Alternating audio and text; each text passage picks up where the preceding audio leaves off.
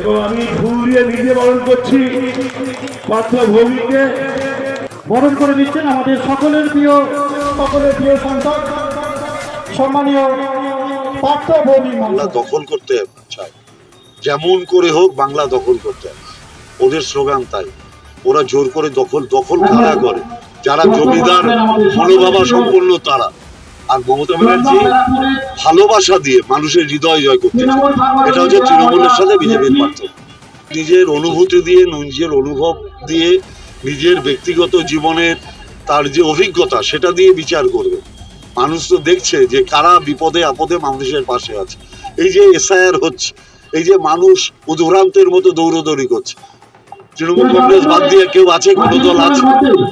কিন্তু সবচেয়ে দুর্ভাগ্য হচ্ছে নির্বাচন কমিশন, যেটা একটা স্বয়ংসংস্থ সংস্থা, সেটাও বিজেপির দলদাসে পরিণত হয়েছে।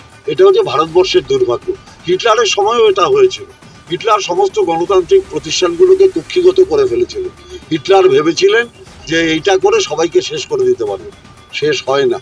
স্বৈরাচারী শক্তি চিরদিন থাকতে পারে না, বিজেপিও চিরদিন থাকতে পারবে না। গণতান্ত্রিক প্ল্যাটফর্ম যেরকমভাবেই ধ্বংস করুক, মানুষের যে গণতন্ত্র তার কণ্ঠরোধ বিজেপি করতে পারবে না। আর আমি একটা সবিনয়ে বলে যাচ্ছি, শুভেন্দুবাবুকে বলবেন ওর মাধ্যমিকের মার্কশিটটা দেখাতে। আমার শুধু একটাই অনুরোধ, উনি ওয়েবসাইটে যেটা দেওয়া থাকে কি পাস, আমি বলেছি কত নম্বর পেয়েছে সেটা দেখাতে। ওয়েবসাইটে লেখা আছে মাধ্যমিক পাস, ওখানে 3rd ডিভিশন কত নম্বর পেয়েছে ওটা লেখা নেই। ওনাকে বলবেন। এবং আমি এটুকু বলি, ওর পড়াশোনার যোগ্যতা এত কম, তাই জন্য অশালীন ভাষা ব্যবহার করে। যাদের শিক্ষাগত যোগ্যতা আছে তারা কোনোদিন এসব শব্দ প্রয়োগ করবে না, যেটা বাংলার মানুষ গ্রহণ করে। দাদা, হুমায়ুন কবির কি ভোটে কিছু আশানুরূপ ফল করতে হবে? এটা আপনি শুভেন্দু অধিকারীকে জিজ্ঞেস করুন, এটা কারণ ওর সাথে ওর ভালো সম্পর্ক।